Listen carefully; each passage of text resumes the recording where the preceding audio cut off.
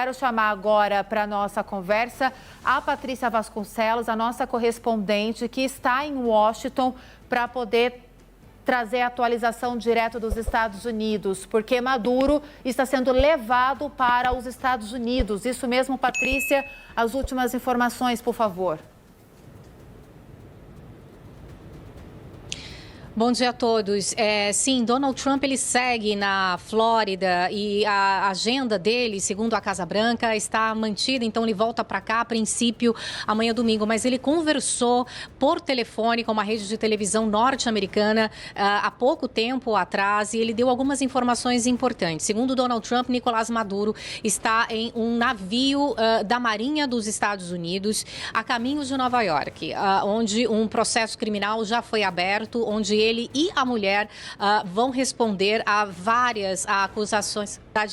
Donald Trump deu essa informação de que Nicolás Maduro está a caminho de Nova York, está em um barco do exército norte-americano. Ele vai responder em Nova York junto com a esposa a várias acusações, como tráfico internacional de drogas e também tráfico de armas que fariam dano aos Estados Unidos. Donald Trump disse que acompanhou tudo o que aconteceu na última madrugada de forma remota e ele disse nessa entrevista com a rede de TV Fox que parecia que ele estava assistindo a um programa de TV, a um show de TV. E fez uma comparação que ele teve a mesma sensação quando ele acompanhou remotamente e aí naquele momento ele estava aqui na Casa Branca, o bombardeio a mando aqui de Washington, as instalações iranianas que faziam enriquecimento de urânio. Donald Trump disse que a ação militar nessa madrugada na Venezuela foi fantástica e que não houve mortes do lado americano. Ele não se pronunciou ou falou sobre mortes do lado venezuelano, mas disse que do lado do exército dos Estados Unidos não houve nenhuma morte. Então a gente aguarda a coletiva de imprensa que Donald Trump vai dar na Flórida. Ele passou o fim de ano por lá, então toda a equipe que acompanha o presidente dos Estados Unidos está por lá, está em Mar-a-Lago. A descrição que eu faço daqui de bastidor para vocês da Casa Branca está muito tranquilo em relação ao que acontece, né, na América Latina e no mundo, uma vez que o presidente dos Estados Unidos está lá na Flórida, está em Mar-a-Lago. Há relativamente até poucos correspondentes aqui nessa manhã de sábado e o foco está na Flórida, de onde o presidente Trump vai falar daqui a pouco. E uma informação importante que ele deu, né, a Delcy Rodrigues, vice-presidente, até então vice-presidente venezuelano, havia pedido uma prova de vida do Nicolás Maduro e, segundo Donald Trump, o venezuelano está já a caminho de Nova York. Essas são informações importantes que a Patrícia Vasconcelos traz para a gente, inclusive trazendo alguns detalhes dessa entrevista que, claro, traz uma antecipação de qual vai ser o norte que Trump vai dar em relação a declarações públicas nessa coletiva de imprensa marcada para as 13 horas pelo horário de Brasília. Então, Patrícia, a gente percebe o seguinte, que num primeiro momento Donald Trump fazia ali um plano de fundo, assim podemos dizer, que como o narcotráfico como principal alvo dessas operações americanas na Venezuela, mas a partir do momento que ele vem para a TV americana e dá uma declaração dizendo que, de fato, eles têm um planejamento para, de fato, assumir a extração de petróleo na Venezuela, ele traz um primeiro sinal, um primeiro movimento, talvez assumindo, de fato, qual é o objetivo principal dessa ação militar na Venezuela, né?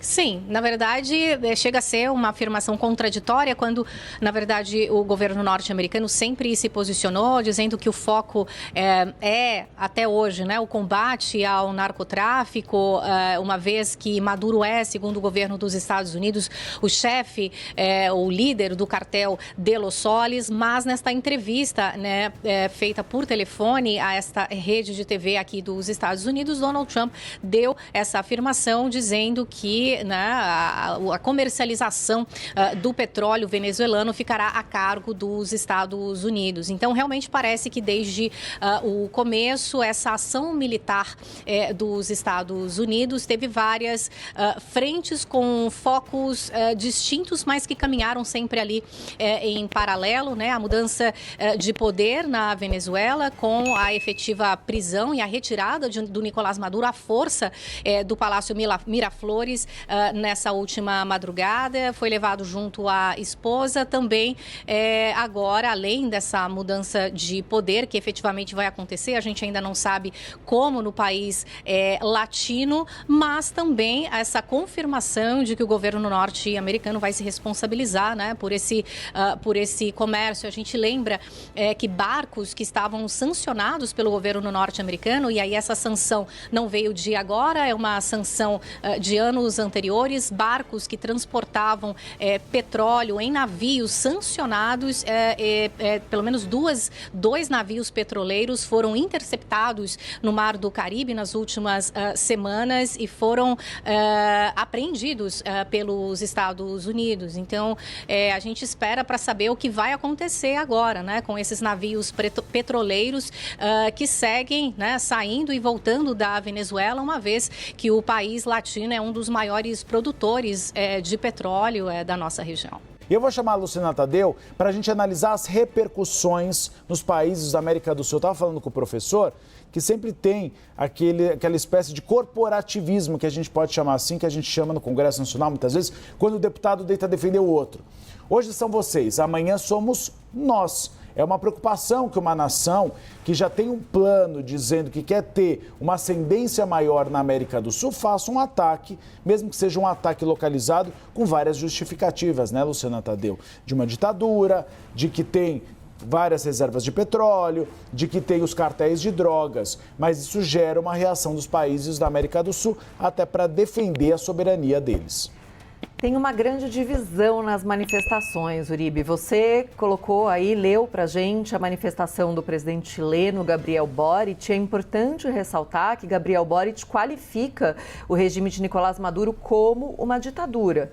Apesar disso, faz essa postagem manifestando preocupação e defendendo aí o princípio de soberania dos países. Mas, por exemplo, o presidente eleito do Chile, José Antônio Kast, que acaba de ser eleito lá, diz que a prisão de Nicolás Maduro é uma grande notícia para a região. E ele diz que a sua permanência no poder expulsou mais de 8 milhões de venezuelanos do país e que expulsou e que desestabilizou a América Latina. E essa foi uma das grandes questões da campanha dele, a questão da migração venezuelana, principalmente irregular, para o Chile. Ele que inclusive propõe a criação de um corredor humanitário para que os migrantes irregulares possam sair da Venezuela. Em alguma ocasião também manifestou interesse de que o Brasil participasse desse corredor humanitário, ou seja, criar condições seguras entre os países da América do Sul para que imigrantes venezuelanos possam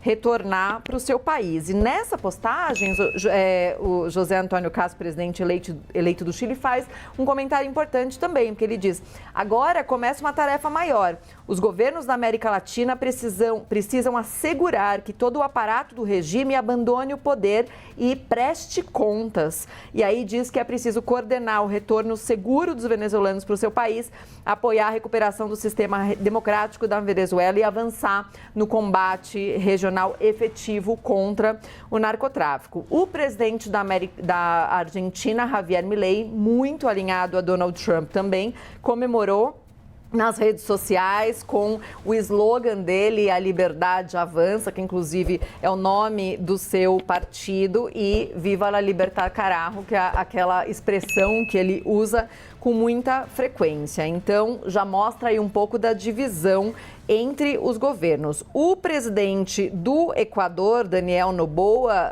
afirmou que para todos os narcotraficantes chega o seu momento, e aí se referindo a essa acusação dos Estados Unidos de que Nicolás Maduro lidera um cartel de drogas. E foi nesse mesmo sentido que o Paraguai se manifestou, que em comunicado disse que reafirma o seu compromisso com a resolução pacífica de controvérsias, mas mas que o seu país havia alertado sobre como era insustentável que a Venezuela continuasse sob o comando de Nicolás Maduro, a quem qualifica como líder do Cartel de los Soles, que é o cartel que a Casa Branca afirma que Maduro lidera.